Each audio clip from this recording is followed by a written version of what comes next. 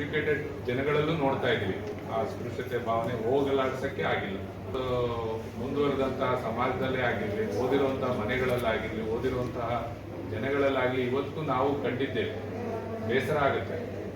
ಅವರು ಆ ದಿನ ಮಾಡಲಾಗಿ ಇವತ್ತು ಸಮಾಜದಲ್ಲಿ ನಾವು ಅಂದರೆ ಎಲ್ಲ ವರ್ಗದವರು, ಅದು ಮೇಲ್ವರ್ಗದವರಾಗಿರ್ಬೋದು, ಹಿಂದುಳಿದ ವರ್ಗದಾಗಿರ್ಬೋದು, ಅಲ್ಪಸಂಖ್ಯಾತರಾಗಿರ್ಬೋದು, ಯಾರೇ ಆಗಿರ್ಬೋದು, ಇವತ್ತು ಸಮಾಜದಲ್ಲಿ ನಾವು ಒಂದು ಧೈರ್ಯದಿಂದ ಬದುಕ್ತಾ ಇದೀವಿ. ನಮಗೂ ಬದುಕೋ ಹಕ್ಕಿದೆ. ನಮಗೂ ಈ ಒಂದು ದೇಶದಲ್ಲಿ ಸಿಗುವಂತಹ ಸಂಪತ್ತಿನಲ್ಲಿ ಎಲ್ಲ ರೀತಿಯ ಸಮಾನವಾದಂಥ ಹಕ್ಕಿದೆ ಅಂತ ನಾವು ಧೈರ್ಯದಿಂದ ಹೇಳಬೇಕು ಅಂತ ನಾವು ಏನಾದರೂ ನಮ್ಮ ಮನಸ್ಸು ಮಾಡಬೇಕು ಅಂದರೆ ಇವತ್ತು ಮೂಲ ಕಾರಣನೇ ಅವರು ಆ ದಿನ ಕಷ್ಟಪಟ್ಟು ಆ ಕಷ್ಟನ ಯಾವ ರೀತಿಯಲ್ಲಿ ನಾವು ನಿವಾರಿಸಬೇಕು ಅನ್ನೋ ನಿಟ್ಟಿನಲ್ಲಿ ಅವರು ಓದಿ ಬೆಳೆದು ವಕೀಲರಾಗಿ ಅನಂತರ ಶಿಲ್ಪಿಯಾಗಿ ರೂಪುಗೊಂಡು ಒಂದು ದೇಶಕ್ಕೆ ಅತ್ಯುನ್ನತ ಸಂವಿಧಾನವನ್ನು ಅರ್ಪಿಸಿ ಹೋಗಿದ್ದಾರೆ.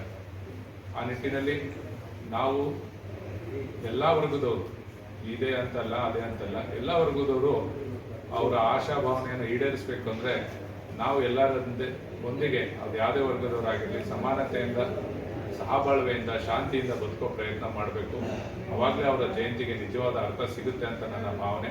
ನೀರು ಕೂಡ ಹಿಂಜರಿತೀವಿ, ಒಂದು ಊಟ ಕೂಡ ಹಿಂಜರಿತೀವಿ, ಮನೆ ಒಳಗಡೆ ಕೂರ್ಸಕ್ಕೆ ಹಿಂಜರಿತೀವಿ. ಪ್ರಾಣಿಗೂ ಮನುಷ್ಯನಿಗೂ ವ್ಯತ್ಯಾಸ ಇಲ್ವಾ? ಪ್ರಾಣಿಗಿಂತ ಮನುಷ್ಯ ಕಡೆ ಆಗಕ್ಕೆ ಸಾಧ್ಯನಾ? ಅದನ್ನು ನಾವು ಯೋಚನೆ ಮಾಡಬೇಕು. ಮನುಷ್ಯನೇ ನಿಜವಾದ ಅರ್ಥ ಮನುಷ್ಯಂದು ಜಾತಿ, ಧರ್ಮ, ಅವನ ಬಣ್ಣ, ಅವನ ಶ್ರೀಮಂತಿಕೆಯಿಂದ ಅಲ್ಲ, ಮನುಷ್ಯತ್ವದಿಂದ ಇರೋದು. ನನಗೆ ಹೊಡೆದ್ರೆ, ನನಗೇನಾದರೂ ಬೈದರೆ, ನನಗೇನಾದರೂ ನೋವಾದರೆ ಯಾವ ರೀತಿ ಕಷ್ಟ ಆಗುತ್ತೋ ಮಾಡ್ಕೊಂಡು ನಾವು ಮನುಷ್ಯತ್ವನ ನಾವು ಮನಸ್ಸಲ್ಲಿ ಇಟ್ಕೊಂಡು ಬದುಕೋದಾದರೆ ಅದು ನಿಜವಾದಂಥ ಜಯಂತಿಯ ಒಂದು ಯಶಸ್ಸು ಅಂತ ನನ್ನ ಭಾವನೆ. ಹಾಗಾಗಿ ನಾನು ಎಲ್ಲರಿಗೂ ಕೇಳ್ಕೊಳ್ಳೋದು, ದೂರ ಮಾಡಬೇಕು, ಎಲ್ಲರೊಂದಿಗೆ ನಾವು ಮನುಷ್ಯತ್ವದಿಂದ ಬದುಕಕ್ಕೆ ಪ್ರಯತ್ನ ಮಾಡಬೇಕು.